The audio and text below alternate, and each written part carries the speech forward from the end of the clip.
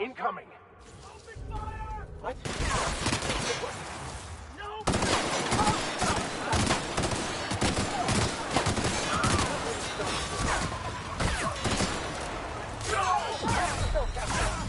Get up! Get up!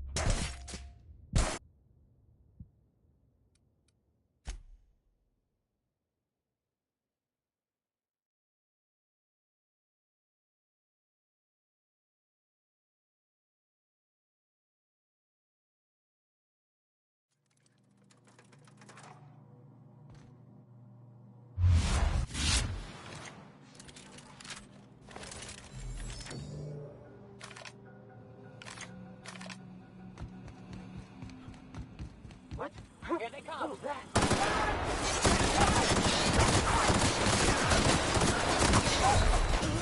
Your execution brought to you by UDL.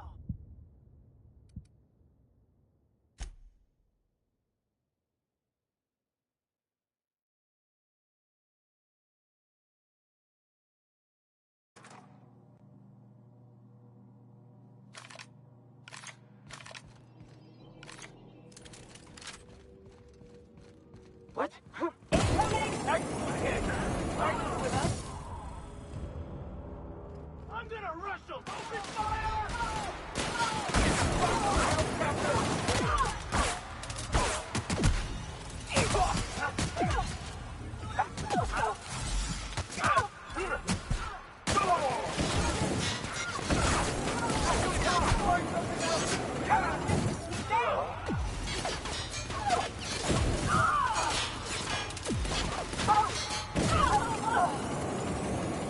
Can't get past that armor.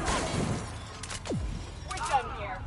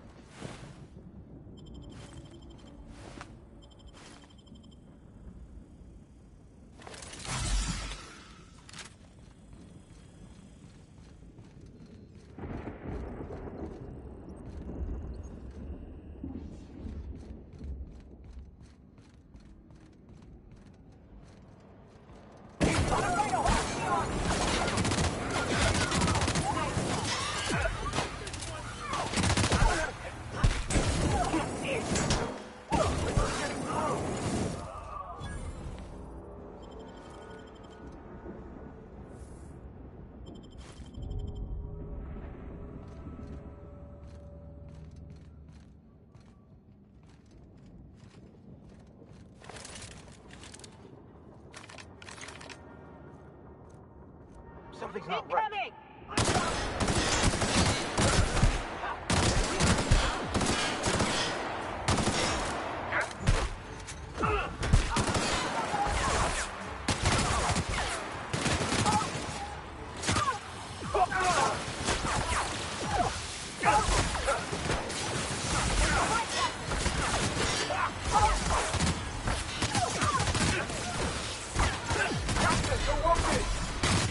Get off!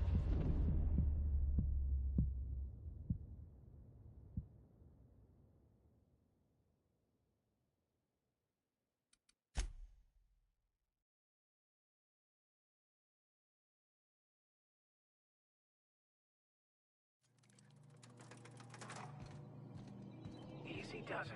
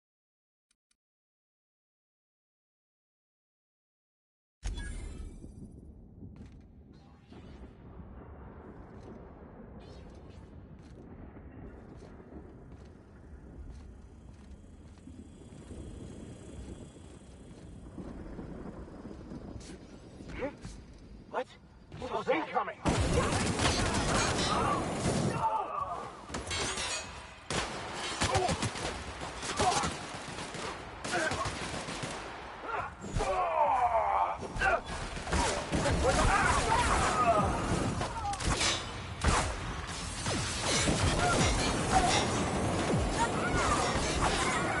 it! To your right!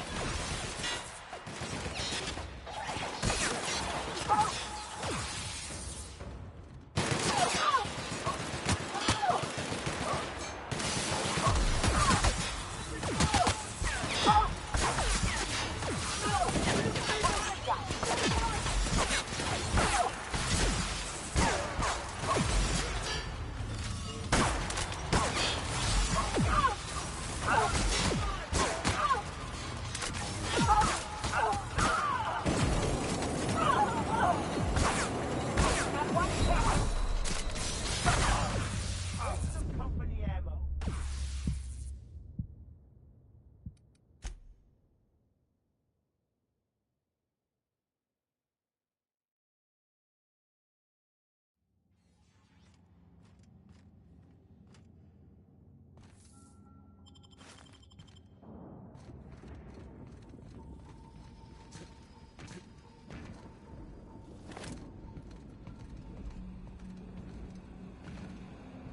I'll keep quiet. Who's that?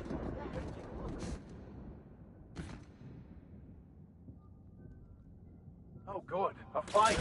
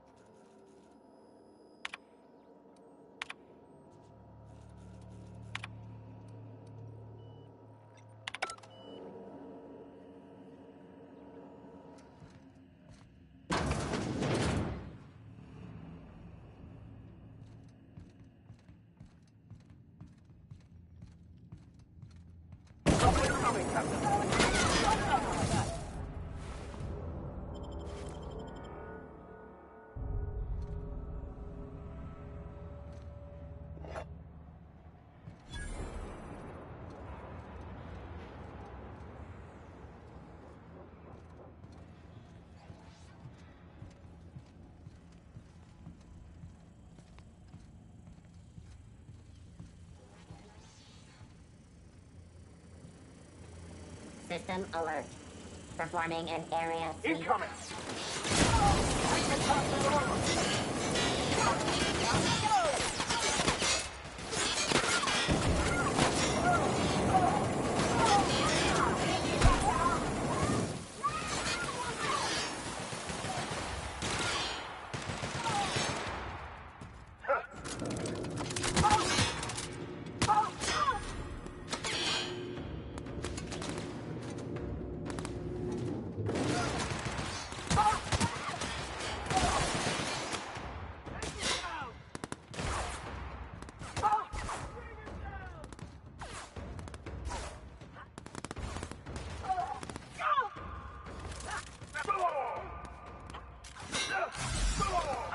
Get the big back up!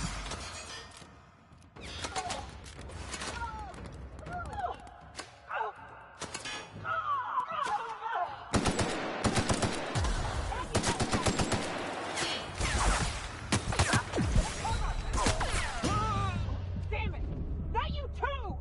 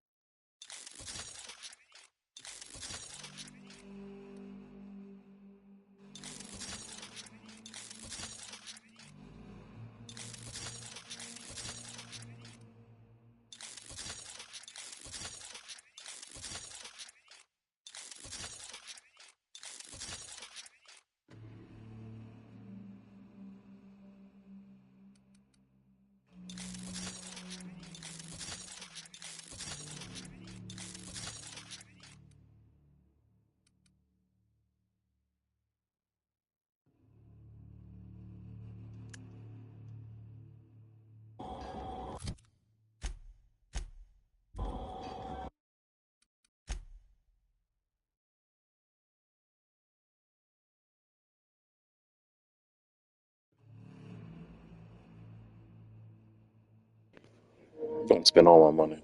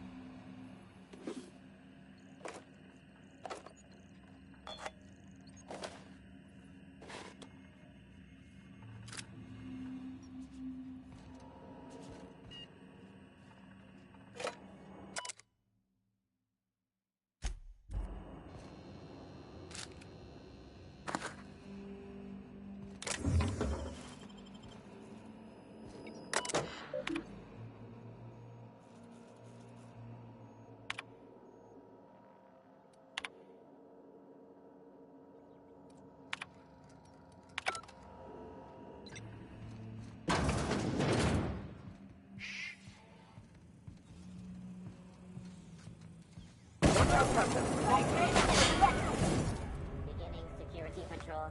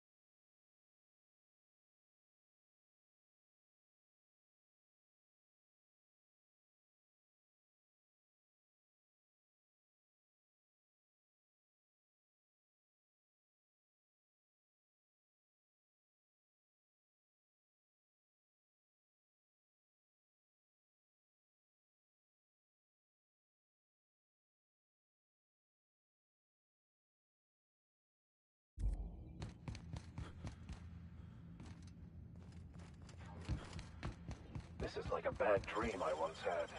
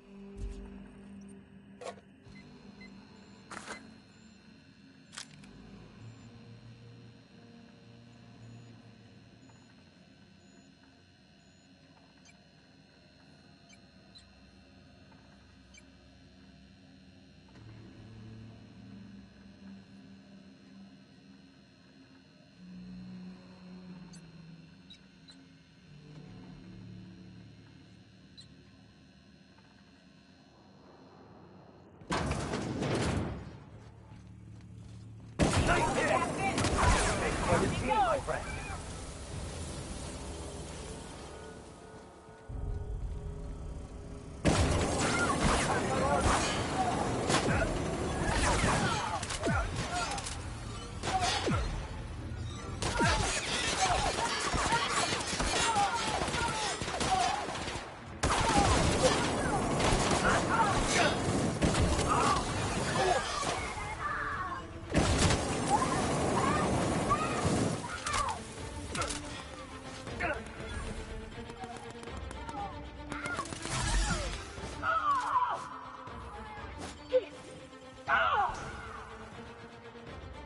And that's the last of them.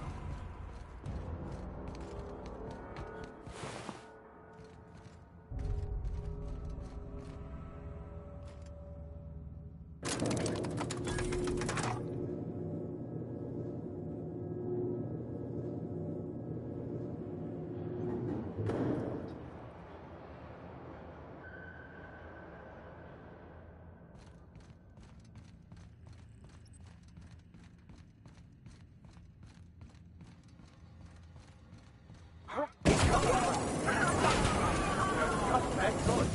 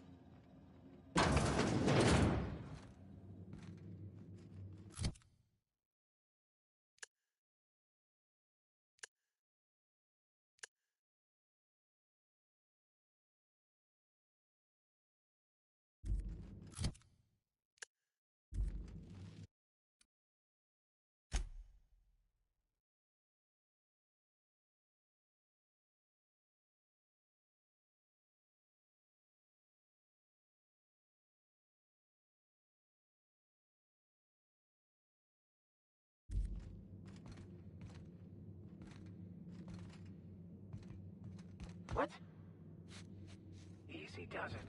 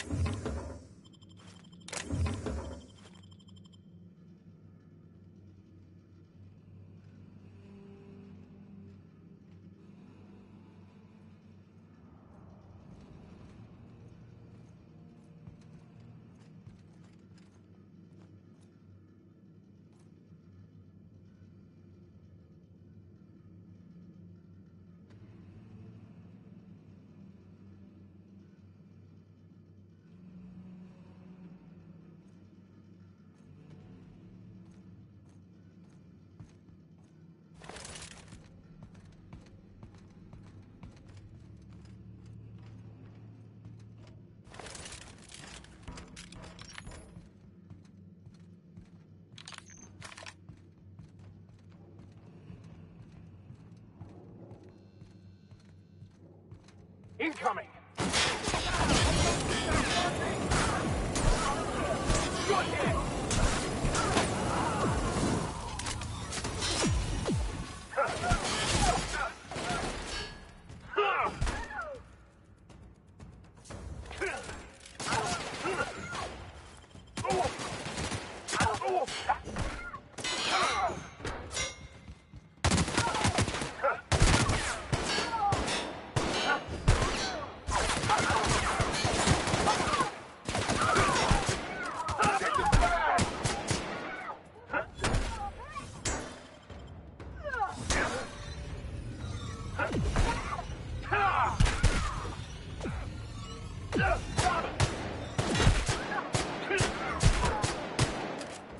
Everyone all right?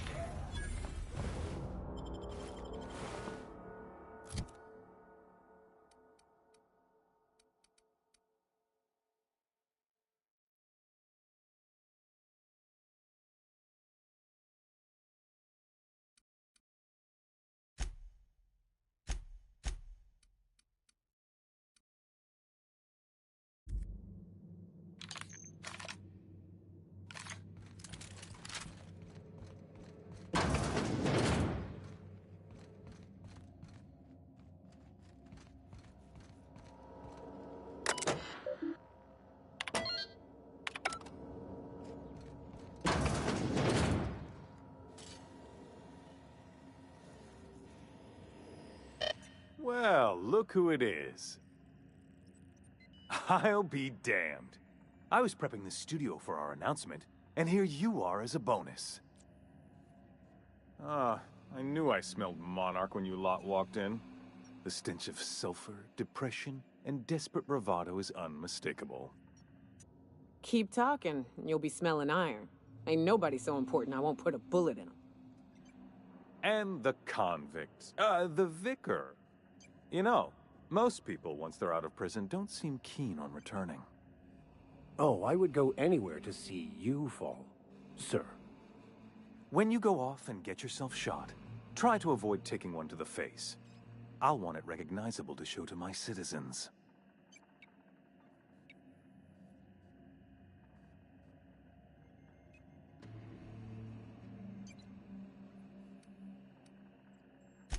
Haven't you heard? Phineas is working for us now. It took some doing, but employing an efficient management strategy of putting our guns to his head seems to have done the trick.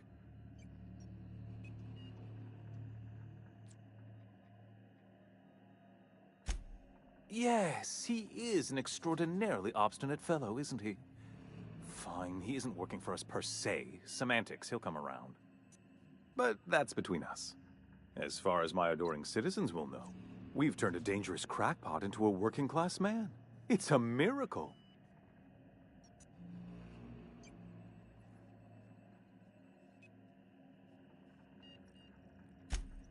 Oh yes, go on, wake them up, add more mouths to feed. That'll solve our starvation problems.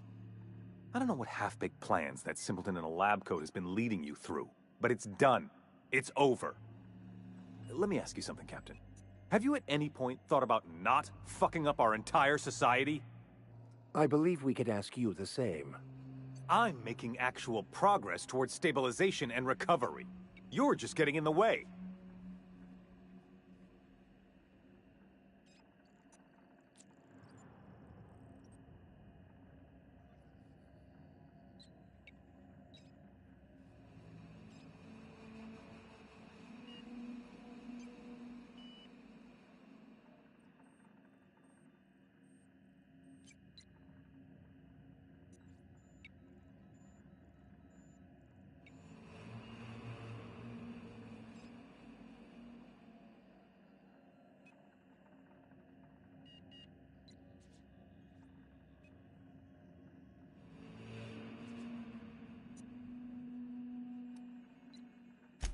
That's because you don't think ahead.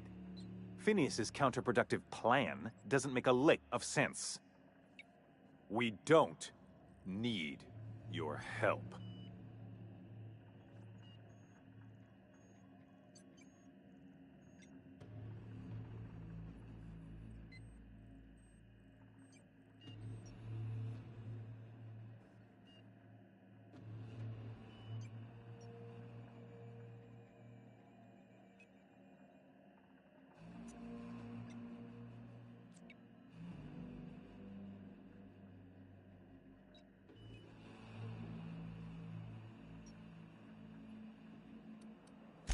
We'll have to agree to disagree on that one, Captain. Now, if you don't mind, I have to finish prepping this script.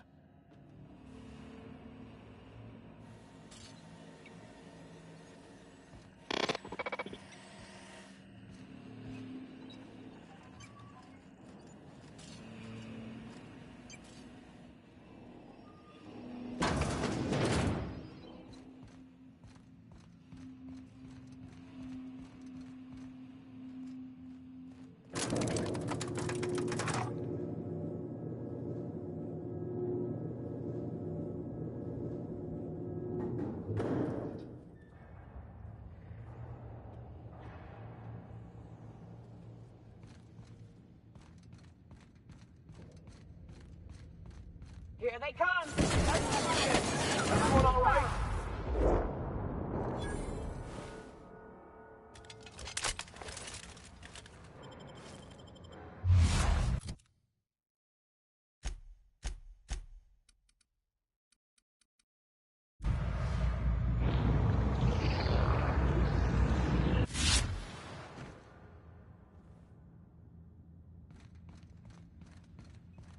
I don't see what the fuss is about a blasted lab coat. A fugitive's a fugitive. Let it go.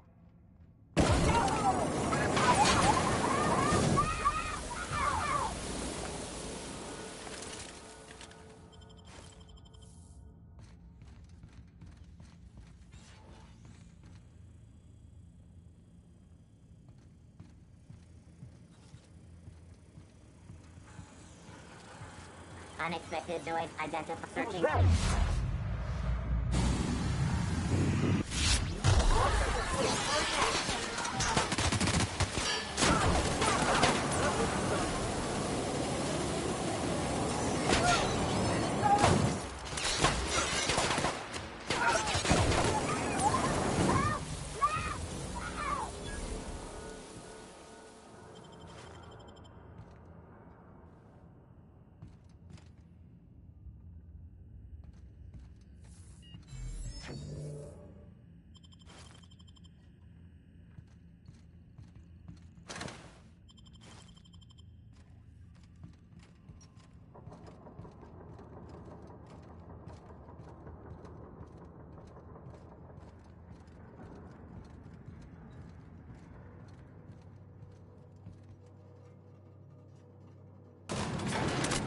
Everything in my life has been leading up to this point.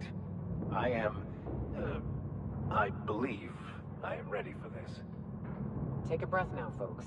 Once we're up there, I expect we ain't gonna have time to stop shooting.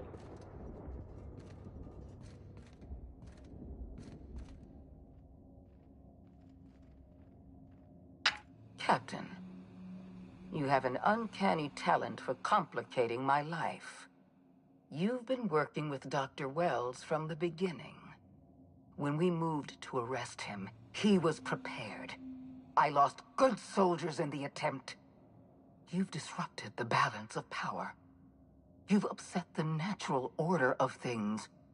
You've introduced uncertainty, and there is nothing I despise more than uncertainty.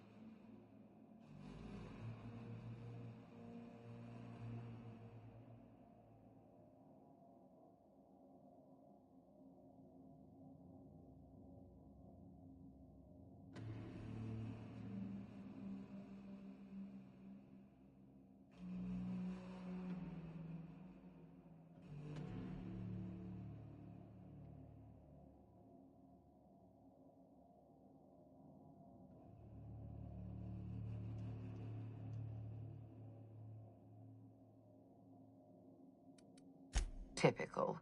Running your mouth in the middle of a crisis. It's almost as if you delight in chaos. I should have dealt with you a long time ago. You were always too dangerous to leave unchecked.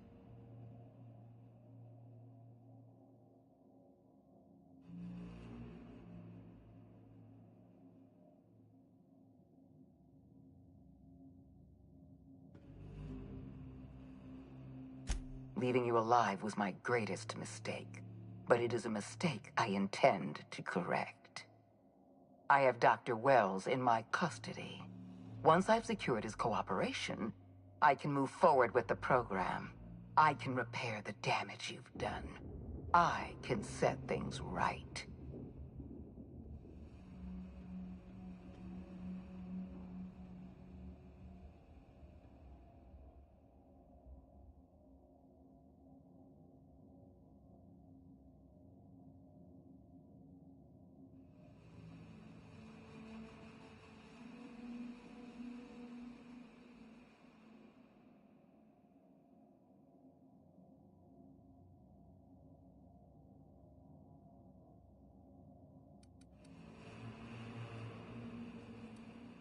Well, that's mostly correct.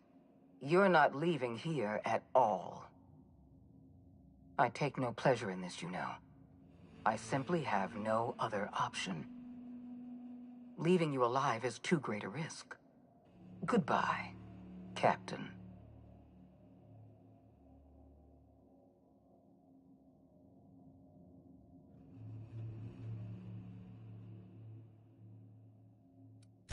I had a feeling you'd say that. This prison is equipped with an automechanical warden. I've had it programmed to eliminate you on sight and rinse your remains down a drain. And don't worry. I will inform Dr. Wells that you died heroically, or something.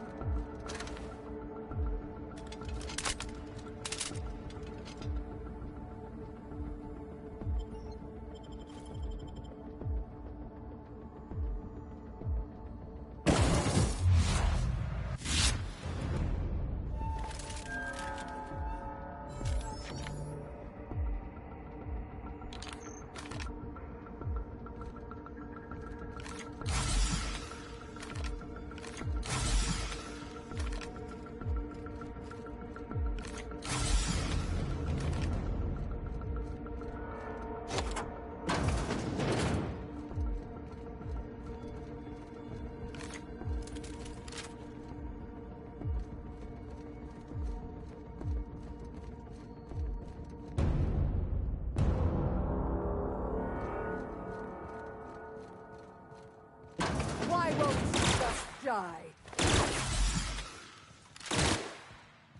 Everyone all right? Get me out of here!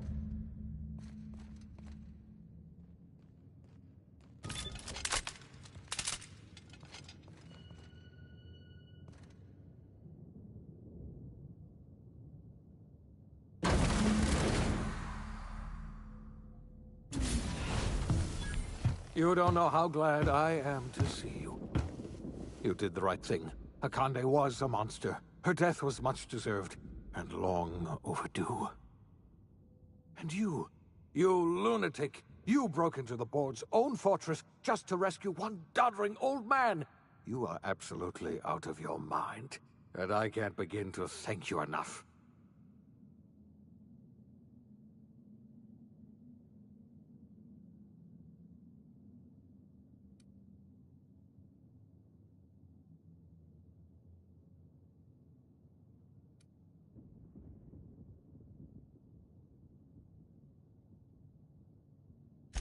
I know, my friend, I know. And now it's finally over. The board's finished. It's only a matter of time before the entire system slips from their grasp.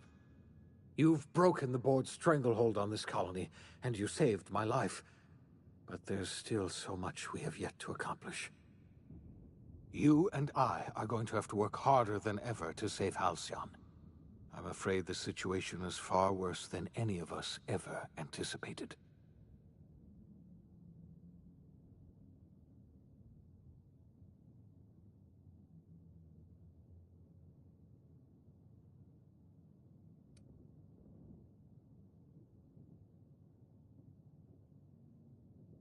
I would like nothing more than to celebrate this victory, but we have a serious problem on our hands. Earth has gone dark. We haven't received a single message in 3 years. There's been no communication, no signals, nothing. 2 years ago, the Earth's Directorate's frigate disappeared on their way back to Earth. We don't know what they discovered when they arrived, or if they arrived at all. So we've got to make do on our own. Seems to me that'll make us stronger in the end anyhow. You're quite right. We've got no choice but to make do on our own. Earth is only an idea to us. But that idea is the bedrock the colony is built upon. If people were to find out it's gone dark, the shock could be too much to bear. I don't want to imagine what'll happen once news gets out. Let's just keep this between us for now. We're in serious trouble, my friend. Do you know what this means for Halcyon? We can't rely on Earth for support anymore. We've been cut loose. We're entirely on our own.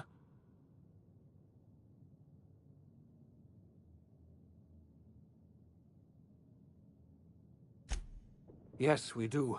You've done a marvelous thing. You've succeeded where anyone else would have failed, including me. We must begin the revival process immediately, starting with the Hope's brightest minds, and then we're going to fix this damn colony, one problem at a time. We're going to need a leader, and I can't imagine a better person for the job than you. What do you say, old friend? Will you help us?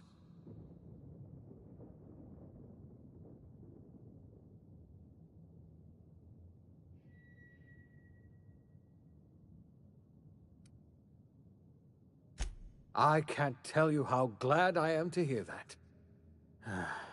When I revived you, I thought we were going to save this colony all by ourselves, but I was wrong. We can't save Halcyon on our own. We're all going to have to pull together, somehow. We are not a colony anymore. Our last connection to Earth has been severed. I don't know if we'll survive, but we're going to have to try our best.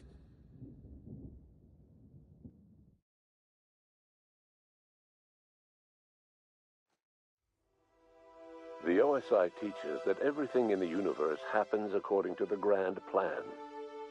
But the stranger that arrived in Halcyon was an unplanned variable. From the moment he landed in Emerald Vale, his actions altered the course of history. The events on Tartarus brought about the end of the board's authority. But the board's mistakes would haunt the colony for decades to come. The damage they left behind would require the work of a generation to repair. Dr. Phineas Wells began reviving a handful of the Hope's colonists: engineers, scientists, technicians, and intellectuals. They were among the brightest minds the Earth had ever sent out into the stars. The Hope scientists and engineers woke up in a colony descending headlong into total collapse. With no way to return to Earth, they had no choice but to band together and devote themselves to the cause of saving Halcyon. The people of Halcyon were nothing if not hardy. In the absence of the board's authority, many of the colony's settlements banded together with a single purpose in mind: survival. Life was especially hard in the years to come. Some towns dissolved by attrition and starvation, but most of them found a way to carry on. In the years to come, Halcyon was forced to reckon with its newfound freedom. The board was gone, and for better or worse, the colony was responsible for its own destiny. Left unchecked, the war on Monarch consumed both MSI and the Iconoclasts. And when the sulfur cloud settled, only stragglers from both factions remained. Some found their way to Sublight, some to Terra 2, and some lived their final years fighting for food in the wilderness. In the end, only the beasts remained. Consumed by paranoia, Lilia Hagen took Sublight Salvage in a controversial direction, openly accusing board officials of an extraterrestrial conspiracy. One day, an accident at the Groundbreaker's docking bay silenced her forever. Time would tell if her replacement could keep the Sublight family together. Adelaide McDevitt replaced Reed Thompson as the leader of Edgewater. She and her followers transformed Edgewater in their image. Anyone loyal to Reed was pressured into leaving town, and those who stayed behind adapted to her way of life. Adelaide transformed the old cannery into a new garden. The nearby Edgewater Cemetery provided a convenient source of fertilizer. Under the leadership of Junlei Tennyson, the Groundbreaker held firm against corporate influence. The ship's mechanical stability gave Junlei the time to educate a promising generation of engineers schooled in her family's traditions. The future of the Groundbreaker looks promising. The rediscovery of the Hope and the abandonment of the lifetime employment program forced Byzantium to come to terms with some uncomfortable realities about the state of Halcyon. While Byzantines were reluctant to surrender the luxuries they'd grown accustomed to, the board's diminished authority gave them little choice in the matter. Nearly everyone had to learn to make do with less. Some even had to get jobs. It was a dark time indeed. Life in Halcyon was sobering for Felix Millstone. The grand revolution he dreamed of never came. There was no great awakening for the colony, no celebrations in the streets. There was only the hard, desperate work of trying to repair a broken colony. Felix never had a head for numbers, but if there was labor to be done, he was there to help. Eventually, Felix realized that the work of a revolution was done with two hands. As much as he enjoyed his adventures aboard the Unreliable, the vicar, known as Max, eventually decided that it was time to move on, to live out the life he had sought so long to create. He knew there were many in the colony who carried burdens much worse than the ones he had struggled with, and he devoted himself to easing their suffering wherever he could. He only ever took up arms again to defend the defenseless. Unshackled from a lifetime of striving and fighting the universe and himself, Vicar Maximilian de Soto was finally at peace. Though Parvati eventually grew comfortable aboard the Unreliable, she never quite came out of her shell. She seemed to prefer the company of Ada to the crew, and she could often be found neck-deep in cables and grease, telling Ada funny stories from her childhood. While the colony fell into chaos, she found an island of relative peace with Ada, and they formed an unusual bond. She decided to remain aboard the Unreliable permanently as its chief and sole engineer. Nyoka returned to Monarch to take another crack at making a permanent life for herself. She formed the Charon Group, a mercenary outfit of ragtag survivalists and wilderness experts. Anyone in need of a guide or just looking to throw back a beer and swap stories could find her camping on the trail or clearing an infestation. Before his untimely death, Captain Alex Hawthorne had plans to restore and modify, for combat purposes, a sanitation and maintenance automechanical that he'd found in a state of disrepair in Emerald Vale's scrapyard. That unit remains broken down and forgotten in the unreliable supply closet to this day. Minister Clark was released from house arrest, and his contact with you gave him a sense of renewed purpose and vigor. Once it became clear that no help would be coming from Earth, he threw his considerable efforts and talents into helping Halcyon manage the crisis before it. As for Dr. Phineas Wells, he spent his remaining years in his orbital lab. Though he was always haunted by the failures of his past, he was determined to make things right by building toward the future. Dr. Wells was able to revive many more scientists and engineers than he first expected, thanks to the additional batch of chemicals you stole from the Ministry. Wells never forgot about the human lives that were lost in acquiring these chemicals. The revival project was hard and painful work, but in the end, despite limited resources, over half the Hope's colonists were successfully revived. Even after Wells passed away, the Hope scientists and engineers worked night and day to pull Halcyon from the brink of collapse. Their efforts continue to this day, which may be reason enough for optimism. Dr. Wells laid the groundwork for the project to save the colony, but he would never live to see the fruits of his labor. He passed away a few years later. His work was carried on by the scientists and engineers he revived. Life will never be the same in Halcyon. It is widely agreed that the colony has a chance of stabilizing within a generation, owing to the hard work and determination of the surviving colonists. Recovery is a distant goal, and the path is long and uncertain. But the people of Halcyon carry on, determined as ever. And what about you, the unplanned variable in the history of Halcyon? Long after Wells passed away, you carried on his work with more energy, determination, and brilliance than he could ever muster. The years that followed were hard, but Halcyon survived by the efforts of the Hope's most promising colonists, the greatest of which was you. No one knows what's happened to Earth, and no one knows what the future has in store for Halcyon. All we know for certain is this: the name of the Unreliable and that of its intrepid captain will remain the subject of countless stories for years to come.